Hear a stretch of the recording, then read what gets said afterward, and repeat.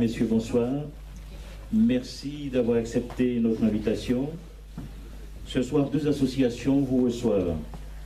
L'Amicale Affrontiers Ardennaise, qui vient d'avoir 40 ans, et l'UPA, qui va allègrement vers ses 2 ans et demi, et qui a une bonne vingtaine de conférences à son actif.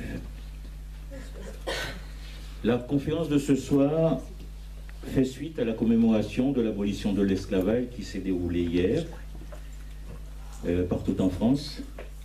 Nous allons aborder un sujet qui divise et qui est au cœur du débat chaque année lors de la commémoration. La question des réparations. Faut-il accorder des réparations aux descendants d'esclaves et sous quelle forme?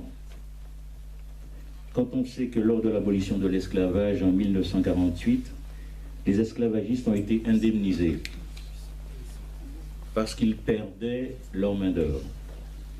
Donc la question va être posée ce soir. Comme d'habitude, vous allez donner votre avis. Donc voilà, je vous souhaite donc bonne soirée, la bienvenue. Je vais passer la parole à Philippe qui va vous expliquer le déroulement de la soirée. Alors, petite introduction, mais d'abord, combien de temps veux-tu intervenir? On m'a invité à parler 45 minutes à peu près. Voilà, alors parce qu'on va essayer de, effectivement, permettre l'échange le plus possible. Hein, et donc, des points d'intervention peuvent être repris pendant le débat ou les échanges. Le principe, c'est que si vous le souhaitez, vous puissiez utiliser les petits papiers qui vous ont été distribués et qu'on puisse éventuellement prendre des questions ou même des interventions par écrit qui seront lues et puis ensuite les réponses seront apportées, etc. Alors ça a l'avantage de permettre à plus grand nombre de personnes de participer, hein, parce que vous êtes quand même plus de 60 là, donc ça permet effectivement d'aborder plus de questions, de faire qu'il y ait le moins de frustration possible, et puis en même temps les gens qui sont un peu plus timides, qui n'aiment pas prendre la parole en public, ben, ça ne les empêche pas d'intervenir. Voilà. Et puis les questions qui sont peut-être un peu plus hardes, c'est plus facile de le dire. Alors, de toute façon, le principe c'est que à l'université populaire, il n'y a pas de... On est sans tabou, hein, toutes les questions peuvent être posées, les interventions peuvent être menées, mais on demande quand même des arguments, hein, essayer d'argumenter, hein, pour l'intérêt des échanges, évidemment.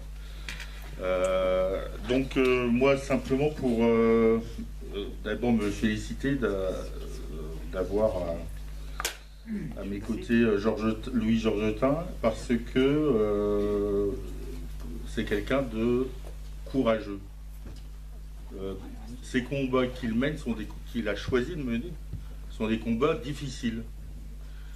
La question effectivement de l'esclavage, du colonialisme, des réparations, la cause homosexuelle, c'est des choses qui certes sont fondamentales, sont importantes, mais c'est pas facile.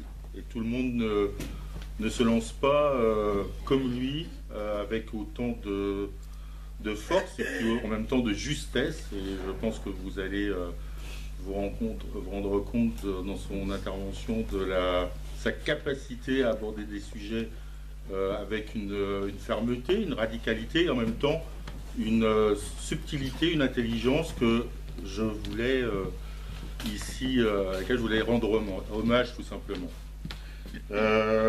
Aujourd'hui, on est le lendemain d'une bonne nouvelle, puisque en principe, la France, grâce à l'action de l'association que préside, entre autres associations, parce qu'il y a un collectif effectivement qui se bat sur ces causes de la reconnaissance des réparations et de leur mise en pratique, mais le CRAN est quand même parmi les associations qui sont à la pointe de ces revendications.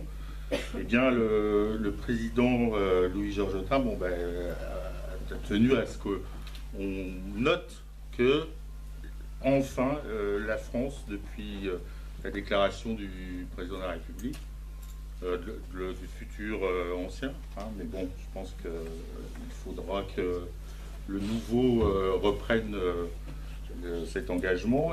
La France s'engage enfin sur des réparations morales et financières concernant l'esclavage. Donc ça, c'est quelque chose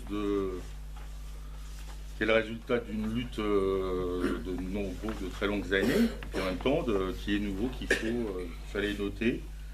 Je pense que bien sûr, Louis-Georges Tin nous reviendra là-dessus. Et puis également une députée, Cécile Duflot, pour ne pas la nommer, a récemment donc déposé un projet de loi pour compléter la loi Taubira de 2001 pour reconnaître le travail forcé comme crime contre l'humanité et prévoir également des réparations comme pour l'esclavage et la traite. Donc c'est tout vous dire que le sujet qu'on aborde est un sujet d'actualité. Hein, ce n'est pas qu'un sujet pour l'histoire, bien que l'histoire, bien sûr, est très importante. Donc voilà, je voulais dire ces quelques mots avant de laisser la parole à Louis-Georges Tin. N'hésitez pas à utiliser vos petits papiers et pour qu'on ait vraiment le débat le plus participatif, le plus approfondi possible. Je vous remercie. Merci beaucoup de votre accueil. Merci de votre présence ici.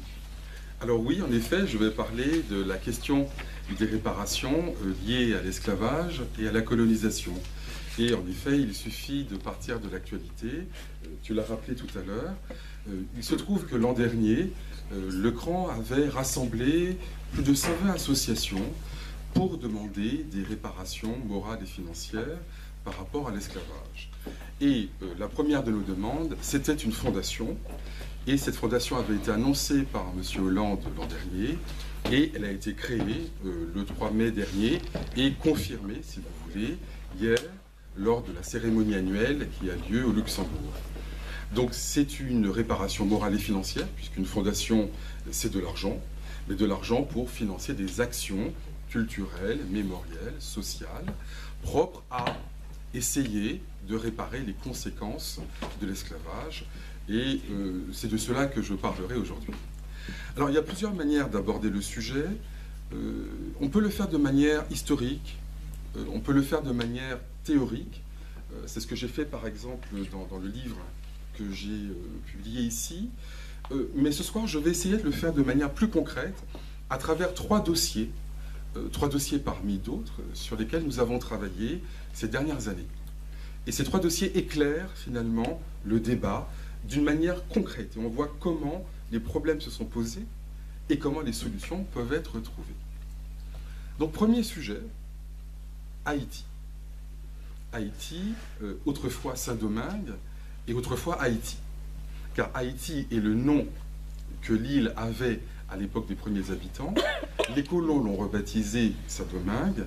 Et lorsque la révolte des esclaves, la révolution, que dis-je, a eu lieu en 1804, avec Toussaint l'Ouverture, eh bien, Saint-Domingue a pris ce nouveau nom, c'est-à-dire le nom ancien, Haïti. Ce qui est en soi une démarche de réparation. Retrouver son nom d'origine, c'est une réparation morale essentielle. Et tous les esclaves le savent bien. Alors, le problème, c'est que les anciens propriétaires d'esclaves, en 1804, ne l'entendaient pas de cette oreille. Ils estimaient que l'île était encore à eux, les esclaves libérés étaient encore leur propriété, et ils n'ont eu de cesse de harceler les rois de France. Et finalement, Charles X, roi très réactionnaire, a donné gain de cause à ses propriétaires d'esclaves en leur disant bien sûr, vous avez raison, nous devons d'ailleurs rétablir l'ancien régime. Et il a envoyé une flotte militaire vers Haïti. Et les canons français pointés vers Haïti, le dialogue s'est engagé. Et c'est ainsi que les armées françaises ont dit au président haïtien, le président Boyer, vous pensez être des hommes libres, il n'en est rien. Vous êtes toujours nos esclaves, et d'ailleurs nous allons vous envahir à nouveau, à moins que vous n'acceptiez de payer des réparations à nos pauvres planteurs qui ont perdu leurs biens, c'est-à-dire vous-même. Alors, devant ce discours un peu embarrassant, Haïti a dû accepter l'inacceptable. Donc le couteau sous la gorge, le président Boyer a dit on va payer, puisque vous l'exigez, on ne veut pas prendre de risques, on ne veut pas retomber sur le joug de l'esclavage, et c'est ainsi qu'Haïti a payé l'équivalent de 21 milliards de dollars de 1825 à 1946. J'ai bien dit 1900. Alors vous voyez que c'est quand même un peu compliqué, puisqu'on a un crime contre l'humanité dans lequel les victimes ont payé des réparations au bourreau. Ça fait qu'Haïti a connu 3 crimes contre l'humanité, c'est déjà pas banal. D'abord le génocide des autochtones, parce qu'il y avait des habitants sur place, il n'y en a plus. Premier crime. Deuxième crime, l'esclavage. Troisième crime, la rançon des esclavagistes. D'ailleurs, souvent, les gens parlent de la dette d'Haïti. Non, c'est la dette de la France. Les mots ont un sens, c'est une rançon. Donc il faut parler de la rançon française, ou de la dette française, non pas c'est pas la dette d'Haïti. Haïti n'a pas de dette vis-à-vis de la France, c'est l'inverse. Alors c'est ainsi que Haïti a payé, comme je l'ai dit, jusqu'en 1946. Alors, cette affaire, pendant très longtemps, est restée absolument confidentielle. Nous avons, au CRAN, décidé de porter plainte contre la France et contre la Caisse des dépôts et consignations, la banque de l'État français qui existe toujours, qui existait à l'époque, et qui est la banque qui a encaissé cet argent. Donc cette plainte a été déposée devant le tribunal de grande instance de Paris, c'était en 2013, et M. Hollande avait dit à cette époque, c'est l'impossible réparation, on ne peut pas réparer. Alors aujourd'hui, il a fait une fondation qui est un début de réparation, comme quoi ce qui était impossible est devenu possible. Bon. Donc c'est un début, c'est un premier pas. Mais sur l'affaire haïtienne, on avait presque obtenu gain de cause le 10 mai 2016, et puis il est revenu sur son engagement. En tout cas, nous disons que cette histoire haïtienne a eu des conséquences absolument catastrophiques sur le pays, car ça a précipité le pays dans la spirale infernale de l'appauvrissement, du surendettement, de l'instabilité économique et politique. Et tout cela, évidemment, avec les dictatures, a provoqué les malheurs, la pauvreté que l'on sait, tout malheur dont le pays ne s'est pas remis encore aujourd'hui. Et donc, il faut absolument que cette histoire soit réglée. M. Hollande en avait pris l'engagement, après les discussions que nous avons eues avec lui, et il s'est rétracté quelques heures plus tard. Et il faut absolument que la France aille jusqu'au bout de cette volonté. C'est une restitution, car c'est un hold-up international qui s'est fait, et qui est évidemment inacceptable pour toute personne sensible aux données élémentaires du droit. Donc ce procès est en cours, et nous avons obtenu un certain nombre d'avancées, soit judiciaires, soit législatives. Judiciaires parce que le tribunal a reconnu, 1, qu'il y avait un crime, 2, que le CRAN était fondé à demander effectivement justice, et 3, que l'État était effectivement engagé. Alors il faut maintenant étudier les modalités, mais c'est un procès qui avance. Par ailleurs, nous avons aussi des avancées législatives. Par exemple, dans le cadre de la loi égalité réelle qui a été votée il y a quelques mois, il y a eu un texte reconnaissant que la France, effectivement, avait rançonné le peuple haïtien. Donc ce n'est plus quelque chose comme ça que certains disaient et puis on ne les croyait pas. Ça a été dit par M. Hollande il y a un an, et ça a été reconnu par la loi française il y a quelques mois à peine. Donc c'était un début de reconnaissance de l'histoire. Maintenant, il faut aller jusqu'au bout. Alors, nous avons présenté, il y a 2 jours, le 9 mai dernier, à l'Assemblée nationale, 2 propositions de loi, avec Cécile Duflot, tu en parlais tout à l'heure, et effectivement, l'une d'entre elles vise à réparer l'esclavage, et dans l'esclavage, bien sûr, il y a la question haïtienne, qui est un domaine, un morceau, un gros morceau, de l'esclavage dans l'ensemble du territoire des anciennes colonies. Qu'il s'agisse de la Martinique, de la Guadeloupe, de la Guyane, de la Réunion, mais il y a aussi Haïti, qui n'est plus dans le territoire français, mais qui fait quand même partie des anciennes colonies. C'était même la perle des Antilles. Donc vous voyez, c'est un sujet important, c'est un sujet scandaleux, au fond, pour la conscience universelle, et c'est un sujet qui avance. Et c'est important qu'il y ait effectivement un travail législatif, un travail judiciaire, pour que justice soit rendue à une colonie qui était la plus riche des colonies de France et qui est aujourd'hui le plus pauvre des pays du monde. Alors ça, c'est le premier dossier que je voulais présenter, qui est un dossier concret. Et quand on me dit « mais comment voulez-vous rendre justice au peuple haïtien ?» Eh bien, la restitution financière est la seule solution possible. On ne peut pas voler les gens et leur dire « on s'excuse, ciao, bye bye ». Aujourd'hui, il y a des gens qui mangent des galettes de terre en Haïti parce qu'ils meurent de faim. Et donc, il faut une fondation, c'est ce que nous proposons en tout cas, une fondation haïtienne qui serait dirigée par des personnalités morales au-dessus de tout soupçon, des gens soit d'Haïti, soit de la diaspora haïtienne dans le monde entier, qui pourraient gérer ces fonds et qui pourraient ensuite les attribuer pour des projets culturels, mémoriels, des projets d'agriculture biologique, des bourses d'études, des choses comme cela. Et c'est ainsi que cette somme pourrait être utilisée de manière efficace, juste et intelligente.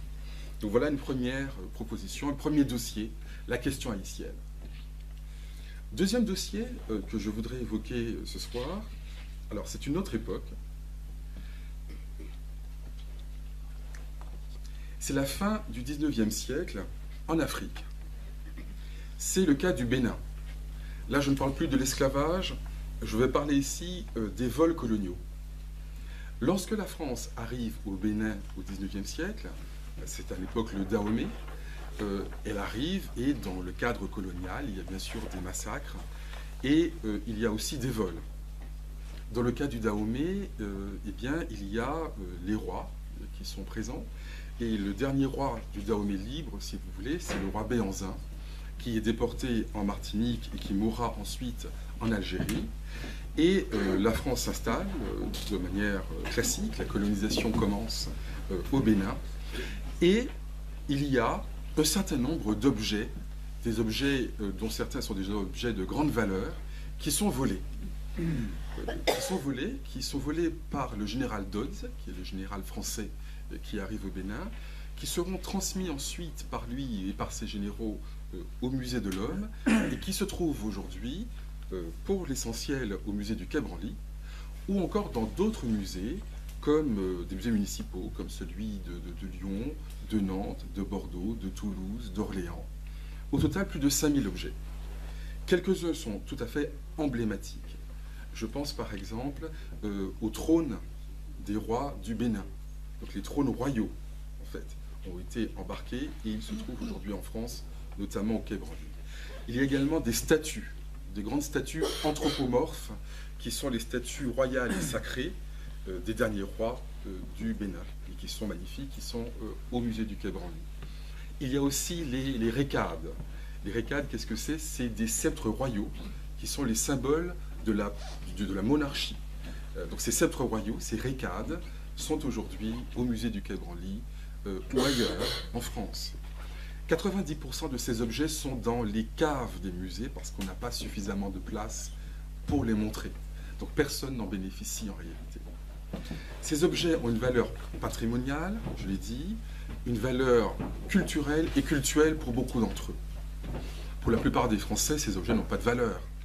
Si on les rendait demain matin, les gens n'iraient pas pleurer dans les chaumières en disant « la récade du roi Béhanzin n'est plus là, quelle tristesse !» En revanche, pour les gens du Bénin, ces objets ont beaucoup de valeur et les gens pleurent au Bénin, je les ai rencontrés. J'ai vu des ministres, j'ai vu des gens du peuple pleurer, de joie d'ailleurs, parce qu'ils avaient entendu dire que la restitution était en cours.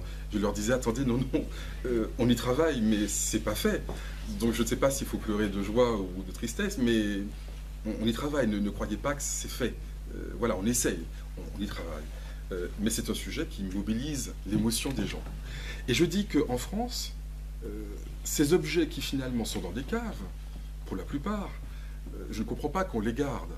Il y a même une forme de cruauté à priver tout un peuple de son histoire pour les garder dans des caves qui n'intéressent personne, finalement. Et au fond, M. Sarkozy disait l'homme africain n'est pas entré dans l'histoire. Il aurait dû dire nous avons volé l'histoire de l'homme africain. C'est pas tout à fait la même chose. Donc voilà la situation dans laquelle on se trouve. Alors nous avons lancé le débat en 2013, en 2014 à peu près. Nous avons fait une visite surprise au musée du Quai Branly avec des journalistes pour leur montrer de manière concrète les objets dont nous parlons. Alors le musée Branly était tout à fait surpris de voir tant de noirs en même temps qui voulaient visiter les choses. Il voulait nous en